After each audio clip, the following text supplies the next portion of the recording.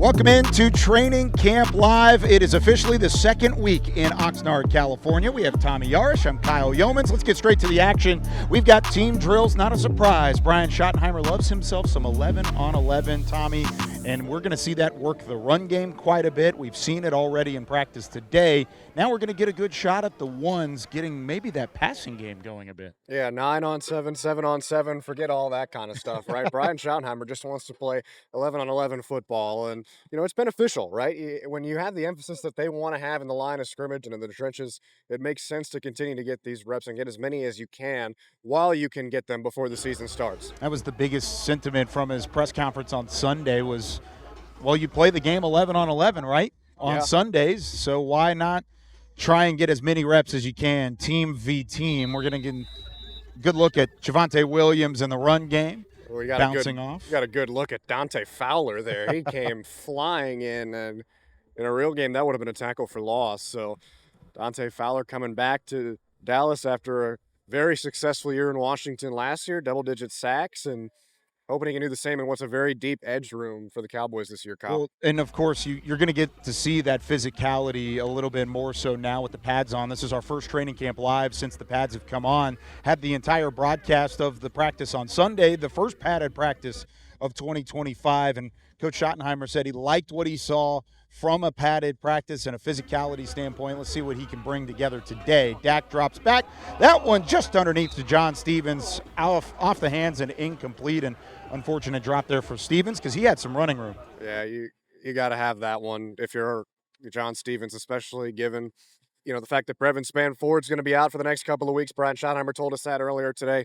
This is his opportunity, right? He had an opportunity yesterday, too, on the first play of practice. Caught a pass from Dak Prescott and got punched out by Maris Leofow. So John Stevens Jr.'s got to start putting together some plays here, and that's not going to help his case, unfortunately. The ones remain on the field. Have Miles Sanders in at running back, but it's Pickens, Lamb, Tolbert, and Ferguson as the pass-catching options. They now motion Sanders into the slot. Dak has to step up from pressure provided by Sam Williams, delivers a strike, strong hands from George Pickens. He had Kyer Elam over the top of him, still able to reel it in. Yeah, there's those strong hands from George Pickens, and those two haven't really thrown the ball to one another a lot during these team periods here the last couple of days. Not necessarily a bad thing, right? Sometimes it's just not open, and Dak's got to make the right reads. But so far, a much better start to the day here from Dak Prescott. He's had a couple of off days and some off reps, but there's a strong drive put together right there. Let's try and focus in on this interior defensive line. Look at Mozzie Smith all the way out to the right here. As he's off to the edge, he's almost lined up over the top of the left tackle. These are the twos that are in now. Joe Milton in at quarterback. He is lined up over the left tackle there, and right this is what happens when when he drops the weight that he does. Right, he's a lighter guy, still goes after the guard on this play. And some solid pushback as he collapsed the pocket there on Milton, who takes off, and we've seen a lot of that from Joe Milton. We've talked about this, Kyle. The next level for Joe Milton is processing, right, getting through his reads and getting the ball out quickly. It's one too many times you think he's tucked the ball in a run. Obviously, sometimes it's just not open, right? But there are some plays, too, where he moves off a read too early or just doesn't see a guy right, and that's going to be the next level of his progression.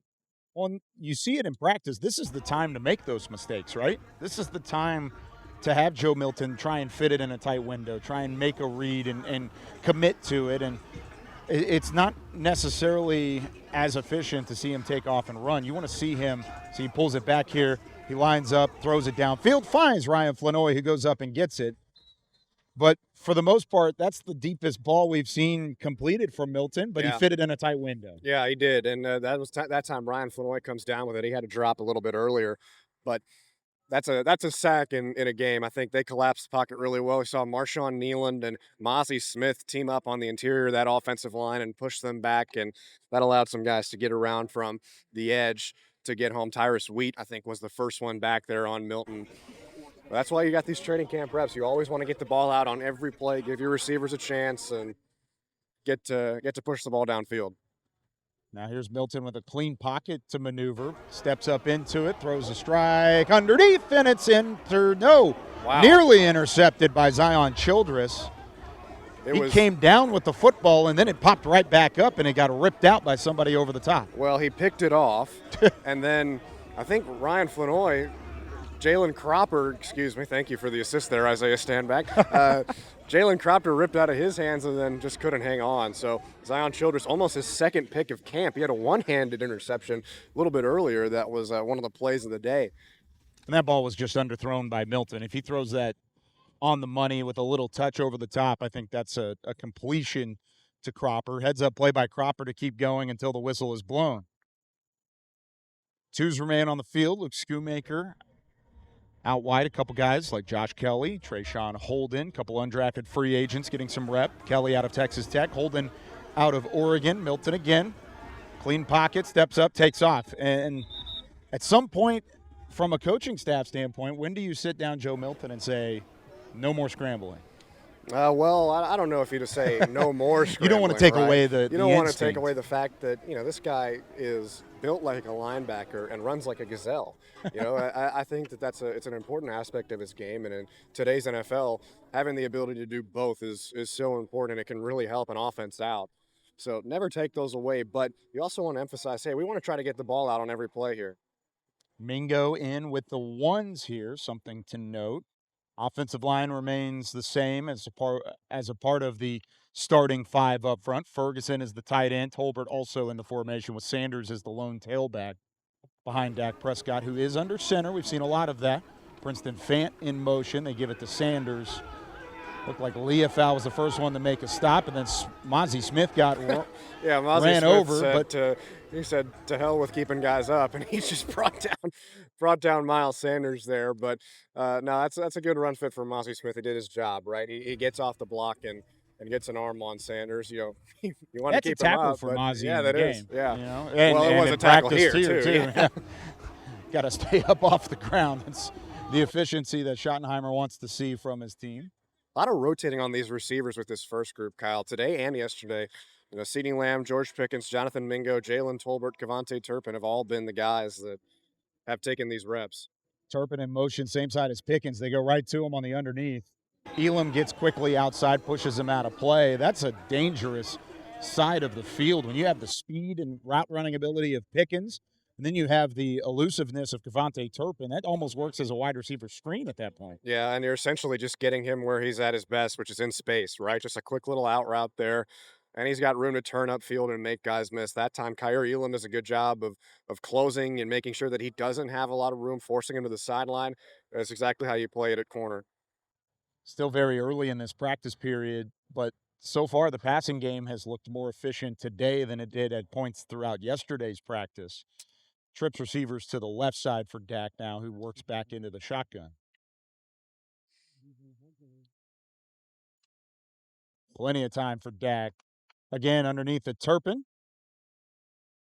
Turpin wrapped up by Pride and slung backwards. Keemon Hall was close there. But, again, if you're going to run a curl 5 yards out there from Turpin, he's going to be open the majority of the time just because how quickly he gets off the line of scrimmage. You're exactly right, Kyle. The next step is coming down with these passes, right? The hands aspect of things. That's the next step for Turpin, and it always has been, as Micah Parsons checks in, considering maybe playing tight end there for a second. But he was talking with Donovan Ezeraku, and he's that done that a lot continues. these last couple of days. Love to see that from Micah, even though he isn't currently in pads and participating himself. The fact that he's teaching up the rookie is a big deal. It's a good rep from Tyler Guyton there. Tyler Guyton. There's the $52 million man, Jake Ferguson. And he's got some words for Troy Pride, still having a word. Troy Pride has been a very vocal part of this secondary, and anytime the offense gets a chance to rip him, they take it very happily. It's very competitive, and now, Micah Parsons back in there coaching up Ezeraku, who, like you mentioned, got stood up there by Tyler Guyton. That might have been one of my favorite Guyton reps of the entire camp so far. It's been a roller coaster, but that was a good one. Here's Will Greer at quarterback.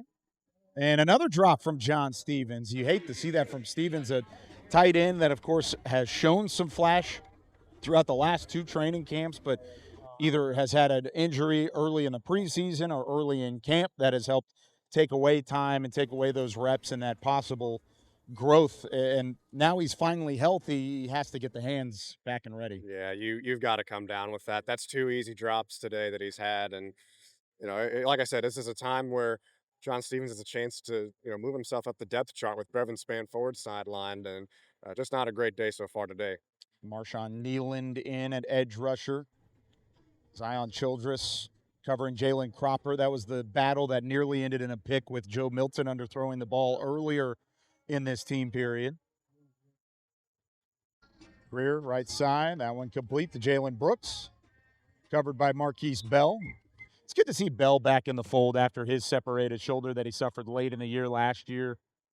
You want to see him be that depth at the safety position. He hasn't rotated much with the ones. He's mostly been with the 2s and 3s. But what have you seen from Marquise Bell at times in camp? Yeah, well, of course, Marquise Bell is one of the core special teams guys that the Cowboys have had in recent years, right? But with the injuries that Dallas has in the secondary, Marquise Bell has a chance to, depending on what happens, maybe step up and get some of these safety reps. Wanye Thomas hasn't practiced the last 2 days. This is an opportunity to be able to go out and prove himself in this kind of setting. It's coming our way, Kyle. Right at us. That's a catch right in front. Nicely done by Kelvin Harmon, the second-year man out of NC State. Got 2 feet down. They call it a catch out on the sideline. Greer put that on the money so his receiver could go to it. Yeah, that was a great route from Harmon and a good ball from Greer, putting it only where Harmon could go and get it, and then some toe drag swag while he was falling to the ground to reel it in. A lot of high percentage throws here, Kyle, and we saw it with Dak, we saw it with Joe Milton, and now with Will Greer. Not necessarily the worst thing, right? Brian Schottenheimer said earlier today in his press conference that they're not necessarily looking for the deep ball as much, trying to get these guys' legs under them a little bit so you don't have to deal with soft tissue injury type stuff. So a lot of short game, a lot of quick passing game, and a lot of the offenses in the NFL have kind of turned that way now. So not surprising at all. That's what we're seeing here. It's Trayshawn Holden from Oregon. He is shifty when he has the ball in his hands, too. Yeah, he can move. Not the quickest guy, but he's also not the slowest, right? He's not a guy that necessarily isn't great cutting, but he was very efficient at Oregon. Follows Junior Adams, his wide receiver coach in college, here to Dallas as an undrafted free agent, and he was productive for the Ducks last year when they were going to the college football playoff in a wide receiver room that was pretty loaded with future NFL talent. I want to go back to your point on the short to intermediate routes and the efficient passing game that we're seeing. Fans may not love to see that. That's not what's going to get the clicks on the highlight reel and not what's going to earn the views here and there. But this is what an early install portion of camp does bring. We may see more of that as we go along, and maybe not. Maybe that's what Brian Schottenheimer wants. He wants to build the efficient side of the game first and the fundamentals of the game before you do piece together the deep ball and the longer throws and the bigger splash plays.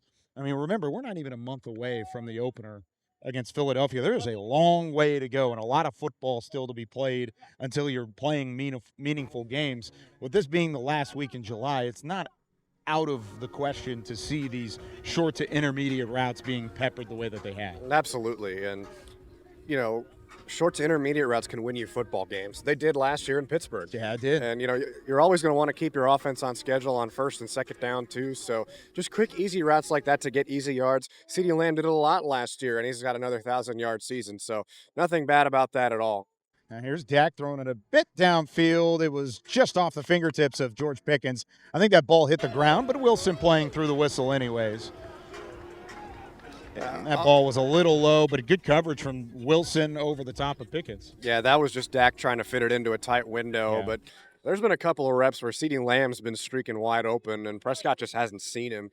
You saw Lamb earlier on kind of throw his hands up and say, I was there, and he kind of did so again here. He was cutting across the middle of the field, and he had a step on Keemon Hall. So still trying to get the kinks out early in the offense. And obviously, Dak Prescott not having played since – I think it was week 9 last year with the injury. Certainly has a part to do with that, but that's why you want to get all this out of the way now. Back in the shotgun. Javonte Williams to his left. Again, steps up. Has an open Turpin downfield. That's something you love to see. Turpin, somebody that for the most part is used in those underneath routes, and he's able to get 10, 15 yards downfield. Now, it might have been a sack at that point. There was somebody in the backfield right around Dak Prescott. However, the fact he's able to complete that on the secondary still counts in practice. Yeah, and it might have been another Kyer Elam interception had he not lost his footing back there, and maybe a little push from Turpin too. It looked like he was talking to the official back there too, but nonetheless, was it an and one from Turpin? Yeah, right.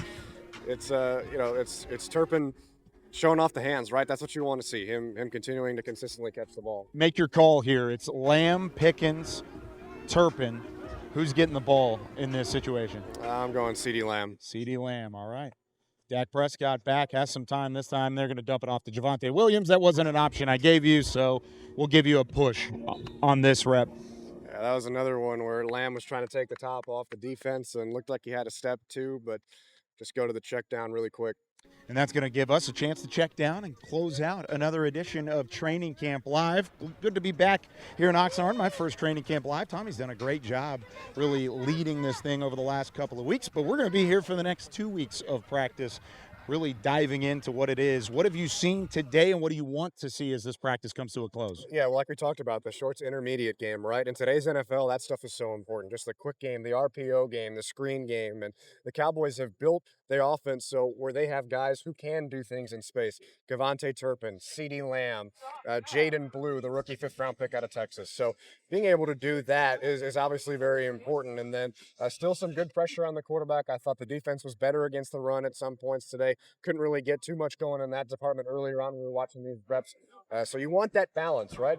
You want your defense winning some reps. Brian Schottenheimer talked about how they're scoring things. So if that scoring is right around even and they're right about tied, I think it's a good day for Brian Schottenheimer's team. I wonder how much Brian Schottenheimer, as the offensive play caller, does kind of finagle the scoring a little bit. He may not. He wants the competition, but to try and keep it close at least at times. Well, that's why he has his chief of staff, Tyler Boyle, keep scoring. To do it all so it's unbiased. Right. All out of his hands at that point. For Tommy Yarrish, Alex Lilly behind the camera, I'm Kyle Youmans saying so long. Another edition of Training Camp Live. We'll see you next time from Oxnard.